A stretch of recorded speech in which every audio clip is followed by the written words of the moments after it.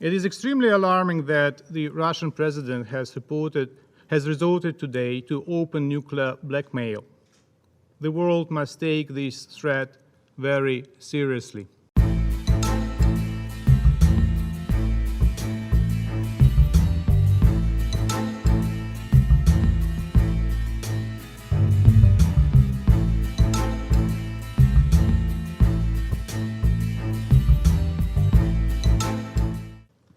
I would like to express my gratitude to those of you who have supported the request to call the UN General Assembly emergency session.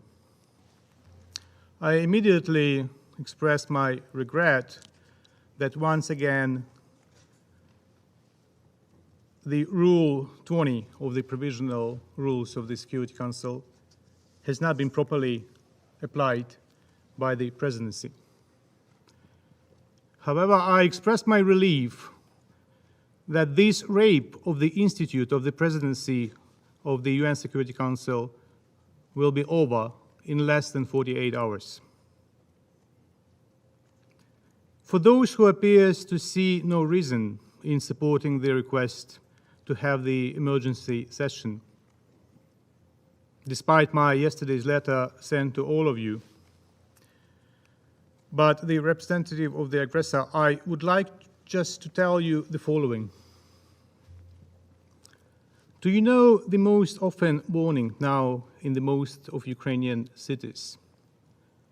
Attention, air raids, please proceed to the shelters.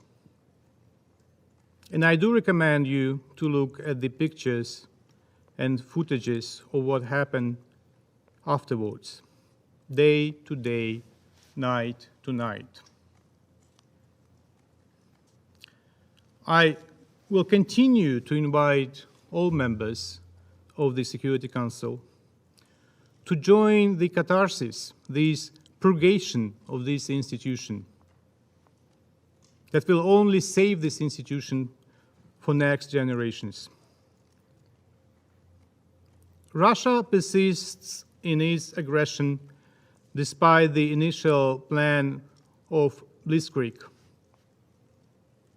And it failed, and we all see it. This failure prompted the bloody and mad Russian leadership to order heavy shellings of the residential areas, critical infrastructure and storages of hazard materials in retaliation for Ukrainian resilience and resistance.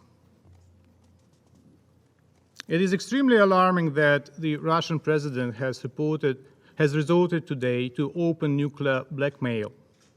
The world must take this threat very seriously.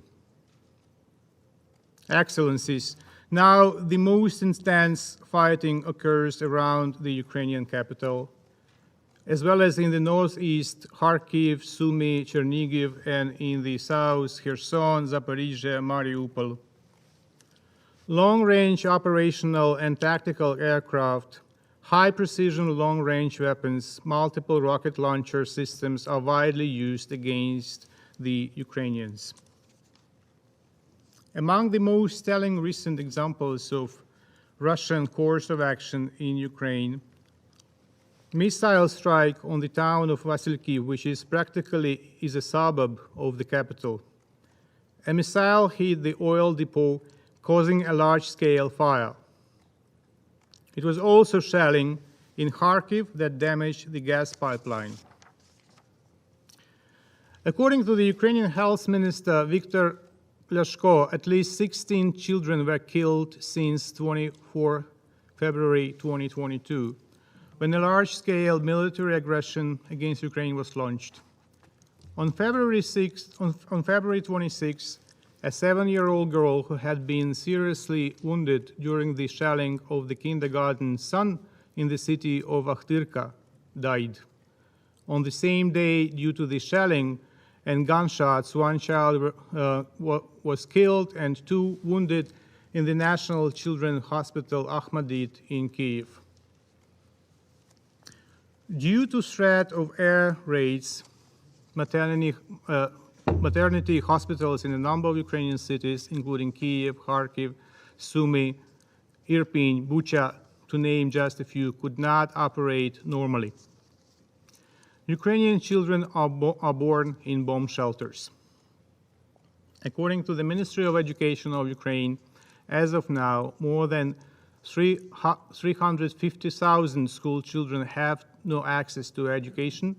33 schools with over 5,500 students are closed due to severe insecurity in civil areas. Today I have brought these appalling facts to the attention of the UNICEF, asking to respond immediately to the situation, give proper qualification to the actions of the Russian Federation, and take all possible measures to stop further deaths and violence against children in Ukraine due to the blatant Russian aggression. I sent it by the diplomatic note, and I'm looking forward to work with the UNICEF on the issue. The losses of the enemy as early February 27 have amounted to nearly 4,300 personnel killed and over 200 taken as prisoners of war. The detailed information is posted by the Ministry of Defense of Ukraine. Distinguished members of the Security Council, as always, Russia denies that its soldiers are taken prisoners, that taken prisoners are recognized, or the soldiers that are killed are recognized. In this regard, Ukraine has opened a hotline entitled "Come Back Alive from Ukraine" for relatives of Russian soldiers who are not aware of their whereabouts and cannot contact them. The hotline is opened by the government of Ukraine. Over 100 calls from Russian mothers were received during the first hour of its work. It is unfortunate, however, that today, pursuant to the decision of the Prosecutor General of the Russian Federation, the line and the dedicated website has been shut down. So I want to use this opportunity to read the telephone number for anyone in Russia who would like to call and ask about the killed or taken prisoners or soldiers who are taken prisoners in Ukraine and inquire about their well-being. It is 380 89 42 01 86 0. We will distribute this information after the meeting, and I hope that after I read this number, the Russian Federation and its government would not shut down the website of the United Nations. We condemn that Belarus is being deeply engaged in the armed aggression against Ukraine. Since the beginning of the Russian aggression, this country has provided its territory for Russian offensive. Today, the Ukrainian city of Zhytomyr, in fact, the airport of Zhytomyr, was hit by Iskander missiles launched from the territory of Belarus. What an invitation for the negotiations at the border of Belarus. Or was it an escalation and raising stakes by the aggressor on the eve of the negotiations? Excellencies, Ukraine filed a case against the Russian Federation at the International Court of Justice, and a request for the court to issue an order of provisional measures against Russia.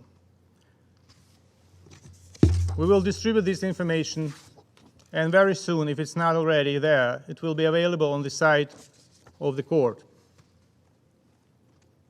Ukraine seeks an emergency hearing and an order by the court that Russia must cease its unlawful attack on Ukraine. Russia will have to answer for its behavior at the World Court in The Hague.